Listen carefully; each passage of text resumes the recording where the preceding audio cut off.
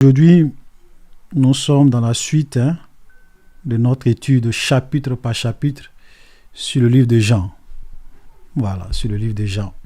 Et donc aujourd'hui, nous allons terminer le chapitre 10 que nous avons commencé avec le thème, voilà, que vous voyez qui est là. J'ai dit, vous êtes des dieux. Voilà, ça c'est Jésus même qui parlait. On va le lire tout à l'heure. Et souvent, les gens ont pris ça pour dire que nous sommes des dieux.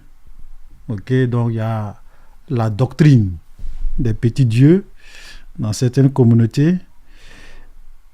Les gens souvent, et c'est triste de le dire, font sortir les propos de Jésus ou bien de la parole de Dieu hors de leur contexte pour s'attribuer des titres qu'ils ne doivent pas avoir. Et ça, c'est très dangereux.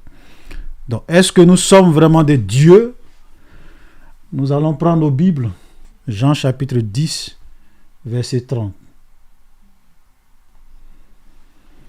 Moi et le Père, nous sommes un. Waouh, ça c'est une phrase de Jésus qui a causé beaucoup de spéculation, de doctrine. Il y a des gens qui ont pris ce verset pour dire Jésus c'est le Père, le Fils c'est le Père. Voilà. Parce qu'il y a deux grandes doctrines, il y a quatre grandes doctrines sur Dieu, sur la perception de Dieu.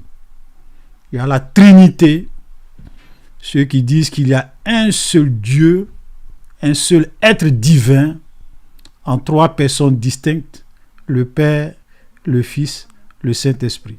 Le Père n'est pas le Fils n'est pas le Saint-Esprit, le Saint-Esprit n'est pas le Père.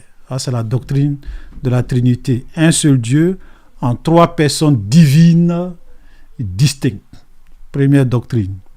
Vous avez une deuxième doctrine qui est la doctrine du modalisme. Le modalisme, ce sont ceux qui vous disent que le Père, c'est le Fils, c'est le Saint-Esprit. Voilà, donc c'est Jésus qui est le Père, c'est Jésus qui est le Fils, c'est Jésus qui est le Saint-Esprit. Il joue des rôles ou bien il se manifeste en trois modes différents, mais c'est la même et unique personne. Donc un seul Dieu en une seule personne qui a trois modes de manifestation ou bien trois fonctions. Voilà, comme un acteur, tu peux jouer un rôle dans tel film, après tu vas jouer un autre rôle dans un autre film, mais c'est le même acteur. Voilà, donc le même Jésus, souvent il joue le rôle du Père, souvent il joue le rôle du Fils, souvent il joue le rôle du Saint-Esprit. Voilà, donc ça c'est la doctrine. La deuxième doctrine, c'est la doctrine du modalisme. Ok? Et dans le modalisme, vous avez plusieurs formes de modalisme. Vous avez le modalisme patripatien, vous avez le sabellianisme, vous avez le pentecôtisme unitaire, etc., etc.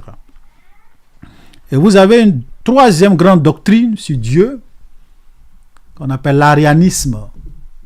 Ceux qui disent qu'il y a un seul Dieu, c'est le Père. Ok? Le Fils n'est pas Dieu, Jésus n'est pas Dieu. Jésus, souvent d'autres vont vous dire Jésus est une créature, c'est la première créature de Dieu, et à part c'est lui maintenant qui a tout créé. L'arianisme, ça c'est la doctrine des témoins de Jéhovah. Ils ne croient pas que Jésus est Dieu. Donc quand vous prenez la Bible, Jean 1:1, ils disent au commencement était la parole était avec Dieu, et la parole était un Dieu. Dieu avait petit d. Il falsifie les Écritures dans les textes originaux. C'est pas ce qui est écrit là-bas.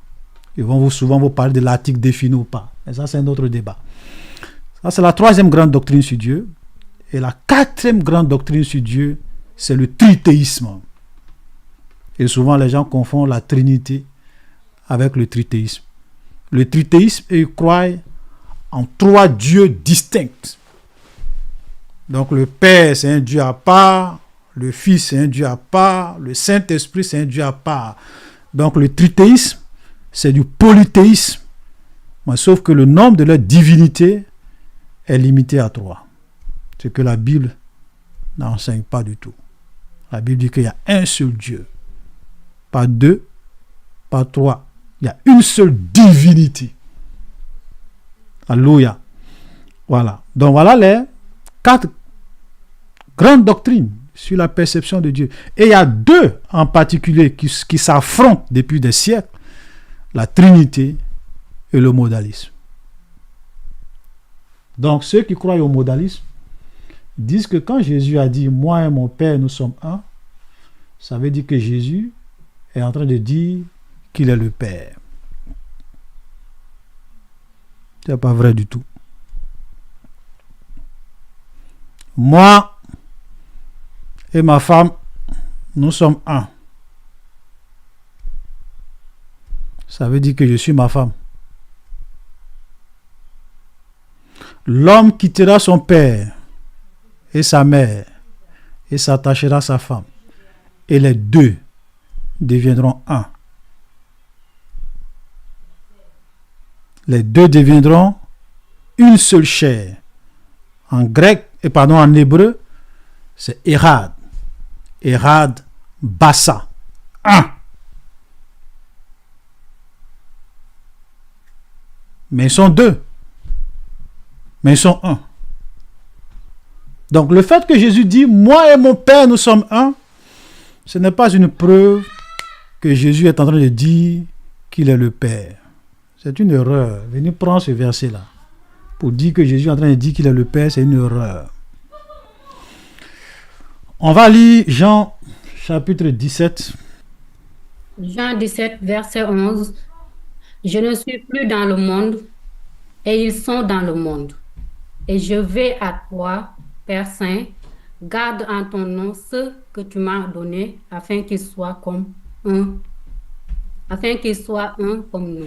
Voilà, donc ici, Jésus est en train de prier le Père, et il dit au Père, moi, le Fils, je ne suis plus dans le monde, mais les disciples et ceux qui vont se convertir au travers de leur ministère, eux, ils sont dans le monde, ils seront dans le monde. Et moi, je vais à toi. Père Saint, garde en ton nom ceux que tu m'as donnés, afin qu'ils soient un. Ça veut dire que Jésus dit, c'est d'où, bon, après Judas va s'égarer, mais il dit, ces disciples qui sont là, Père, permets à ce qu'ils soient un, comme nous. Parce que moi et toi, nous sommes un, que ces disciples-là deviennent un. Donc ça veut dire que Pierre, c'est Jean, Jean, c'est Pierre, c'est Jacques, c'est la même personne. Erreur. C'est pas parce que nous sommes un qu'on est la même personne. On peut être un et être différent. Et être plusieurs personnes peuvent faire un. L'homme et la femme s'unissent et deviennent un. C'est pour cela que quand les gens souvent s'en vont prendre Deutéronome 6.4, écoute Israël, l'Éternel notre Dieu, l'Éternel est un.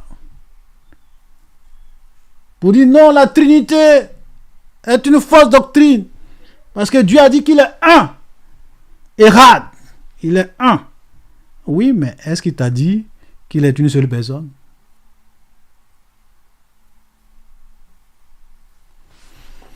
Que le Seigneur nous aide à comprendre les Écritures.